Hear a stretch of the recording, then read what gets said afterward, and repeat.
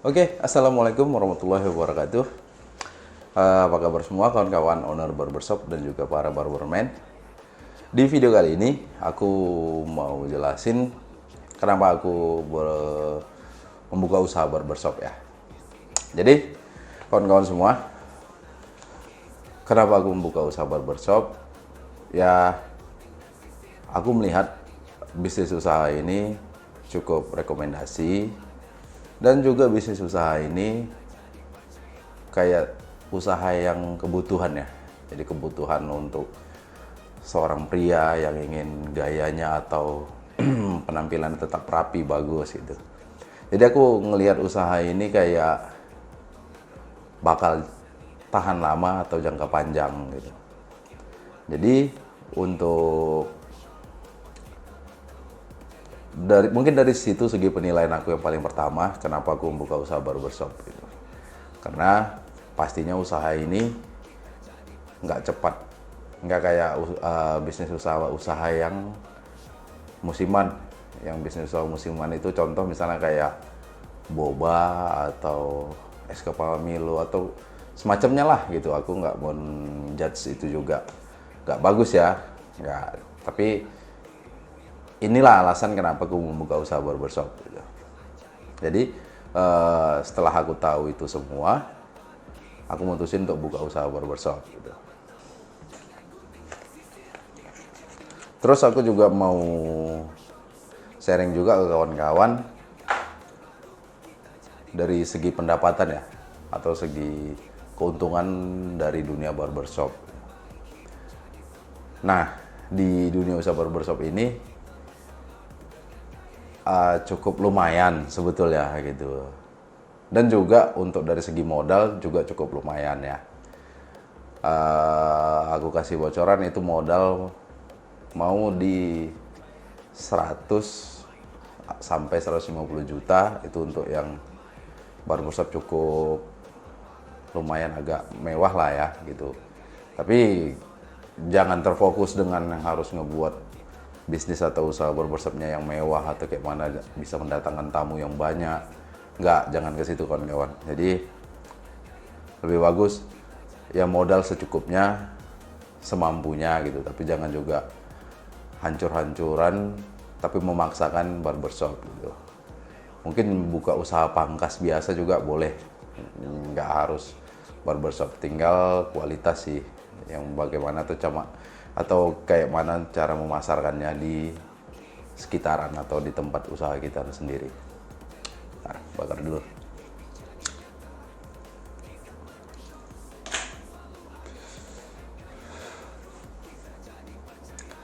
Oke, nah dengan modal 100 juta atau 150 juta itu mungkin kita bisa membeli semua alat-alat ya. Itu juga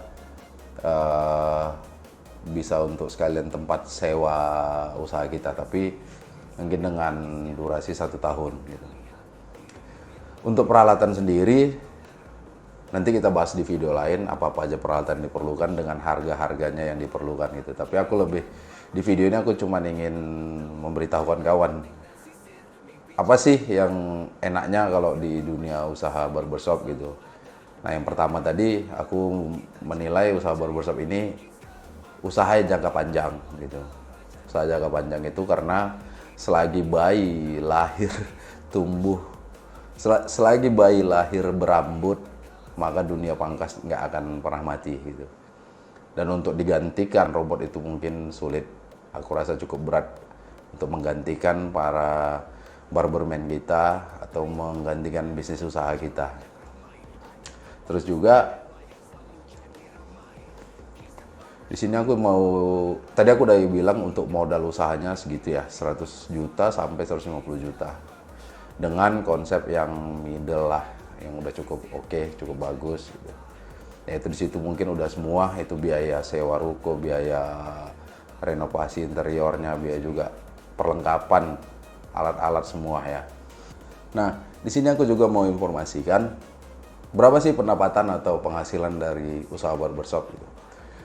Jadi menurut aku setelah 5 tahun lebih ya aku di usaha barbershop, rata-rata penghasilan untuk si owner itu di kisaran 30-40% dari omset. Ya, 30-40% dari omset. Kenapa? Nah, di usaha barbershop ini kita sharing gajinya itu sesama barberman ke barberman kita, pasti itu ada yang di 50, ada yang di 40% nih. Jadi di 50% atau 40% itu habis untuk gaji para si barber kita gitu. Sisanya 50%, anggap 50% ya. Kita kebanyakan sistem di barber juga itu 50-50 dengan hairstylist kita. Jadi saat omset itu, misalnya contoh di 20 juta omset kita 1 bulan. Nah, di 50% itu pastinya udah ke hairstylist, ke barberman kita. Jadi sisanya 10 juta. Di 10 juta itu aku pastinya menyisihkan uang sewa ruko aku per bulannya. Per bulan itu contoh sewa ruko aku 15 juta, jadi aku simpan sekitar 1.200.000 atau 1.300.000 per bulan. Jadi aku aman untuk selanjut sewa bayar ruko ke tahun depannya. Oke, dikurang jadi sekitar anggap 1,5 juta aja untuk gampang mempermudahnya. Berarti sekitar 8,5 juta. 8,5 juta ini kita keluarkan lagi pengeluaran itu untuk gaji kasir ya. Kasir aku di sini ada 2. Itu aku gaji 1.200.000 dengan kerja 8 jam. Cukup ini sih. Masih kecil gitu, tapi lumayan lah untuk mereka sambil kuliah ya gitu. Mereka kasir-kasir aku juga pada kuliah. Dengan 1.200.000, 2.400.000, berarti 8,5 dikurang 2.400.000 itu sekitar 6.100.000 ya. Nah, di 6.100.000 itu aku keluarkan lagi tuh biaya pengeluaran wifi, listrik itu aku kena sekitar 1 jutaan, wifi 300, 1.300.000. Berarti dari 61 atau 6.100.000 dikurang 1.300.000, sekitar 4 jutaan gitu ya. Anggap aja tinggal 4,5. Nah, mungkin di situ di 4,5 juta itu kita tetap bakal ada pengeluaran produk, belanja produk itu ya biasa. Itu tisu leher, sampo, silet, vitamin rambut, cat rambut, krim bat, semua lah ya, kondisioner, hair tonic. Jadi semua pengeluaran itu kita keluarkan, aku rata-rata belanja produk sekitar 800 sampai 1 juta. Nah, jadi sisanya mungkin sekitar 3 jutaan gitu lah.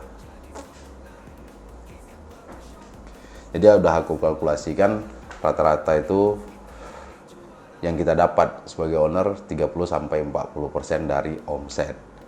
Tapi dengan nilai omset yang semakin naik, persen kita 30 atau 40% tadi kan pastinya juga bakal naik lagi gitu. Cukup berat, cukup kurang worth it untuk model bisnis ini, tapi enaknya usaha barbershop ini kita cuma butuh modal di awal. Beda dengan kuliner atau apa, itu bakal setiap hari mengeluarkan modal, tapi kita di usaha barbershop ini cukup modal awal aja.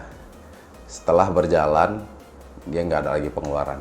Nah, kayak pengeluaran produk kan pastinya apa yang dipakai itu aja yang dibelanjakan gitu. Jadi nggak ada barang basi, barang expired tuh nggak ada. Kalau di kuliner kita ada resiko barang basi ya, expired atau busuk atau berjamur. Jadi banyak kos-kos yang nggak terduga saat berjalan. Tapi kalau di barbershop aku rasa nggak ada kos yang nggak terduga. Semua kedetek kok. Mau itu dari segi silet, dari tisu leher, semua kedetek berapa aja pengeluarannya, karena kita bisa lihat dari jumlah tamu.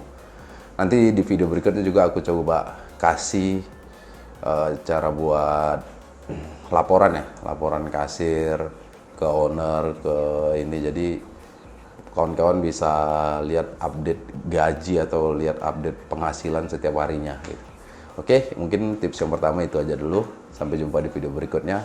Kawan-kawan kalau ada yang mau komen atau nanya-nanya, silahkan komen di kolom komentar. Kita akan buat videonya dan kita akan jawab langsung. Oke, terima kasih. Assalamualaikum warahmatullahi wabarakatuh.